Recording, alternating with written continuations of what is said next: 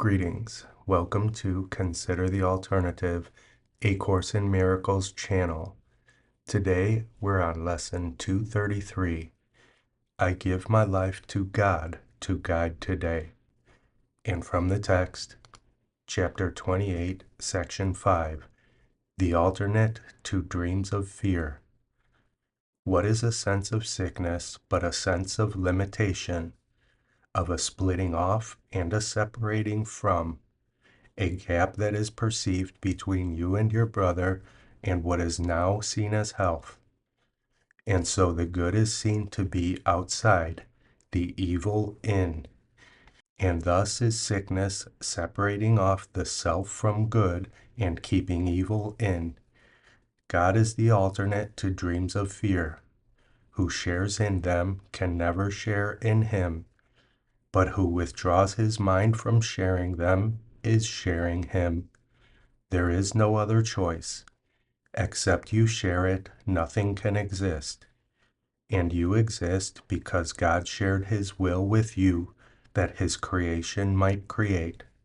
It is the sharing of the evil dreams of hate and malice, bitterness and death, of sin and suffering, and pain and loss that makes them real.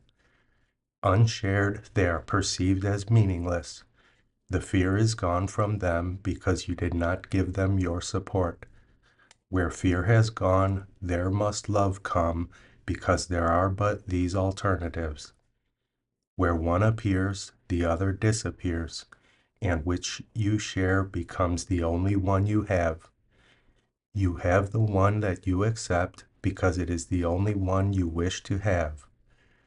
You share no evil dreams if you forgive the dreamer and perceive that he is not the dream he made, and so he cannot be a part of yours from which you both are free. Forgiveness separates the dreamer from the evil dream and thus releases him. Remember, if you share an evil dream, you will believe that you are the dream you share. And fearing it, you will not want to know your own identity because you think that it is fearful, and you will deny yourself and walk upon an alien ground which your Creator did not make, and where you seem to be a something you are not. You will make war upon yourself, which seems to be your enemy, and will attack your brother as a part of what you hate. There is no compromise. You are yourself or an illusion. What can be between illusion and the truth? A middle ground where you can be a thing that is not you, must be a dream and cannot be the truth. You have conceived a little gap between illusions and the truth to be the place where all your safety lies and where yourself is safely hidden by what you have made. Here is a world established that is sick, and this the world the body's eyes perceive. Here are the sounds it hears, the voices that its ears were made to hear. Yet sights and sounds the body can perceive are meaningless. It cannot see nor hear. It does not know what seeing is, what listening is for. It is as little able to perceive as it can judge or understand or know. Its eyes are blind, its ears are deaf. It cannot think, and so it cannot have effects. What is there God created to be sick, and what that he created not can be?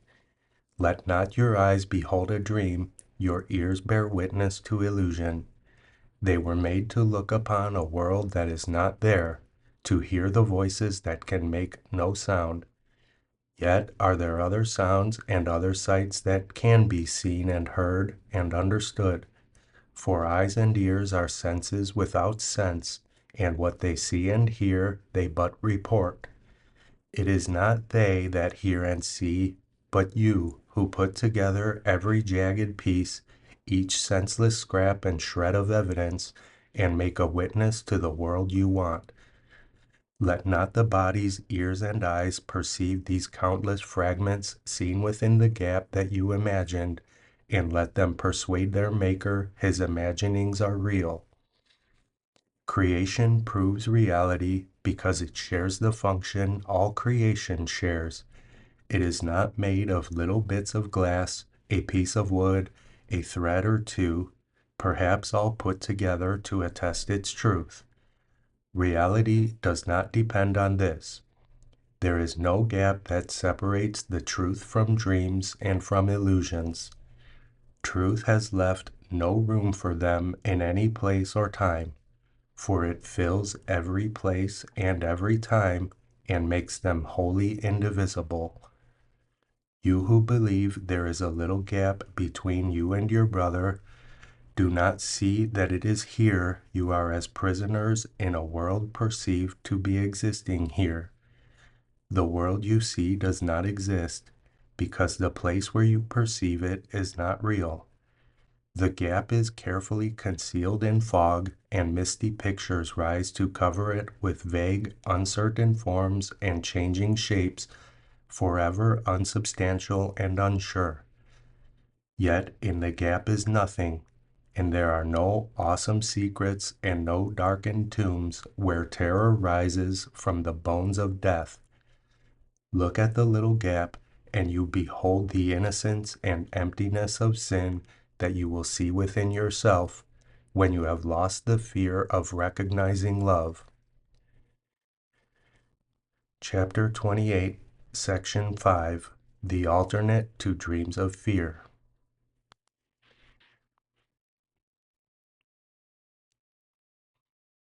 Lesson 233. I give my life to God to guide today. Father, I give you all my thoughts today.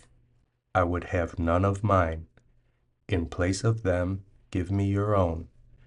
I give you all my acts as well, that I may do your will instead of seeking goals which cannot be obtained and wasting time in vain imaginings. Today I come to you. I will step back and merely follow you. Be you the guide, and I the follower who questions not the wisdom of the infinite, nor love, whose tenderness I cannot comprehend, but which is yet your perfect gift to me. Today we have one guide to lead us on, and as we walk together, we will give this day to him with no reserve at all. This is his day, and so it is a day of countless gifts and mercies unto us. Lesson 233. I give my life to God to guide today.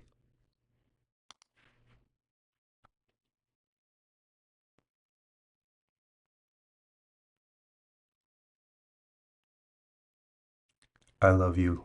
I'll see you tomorrow.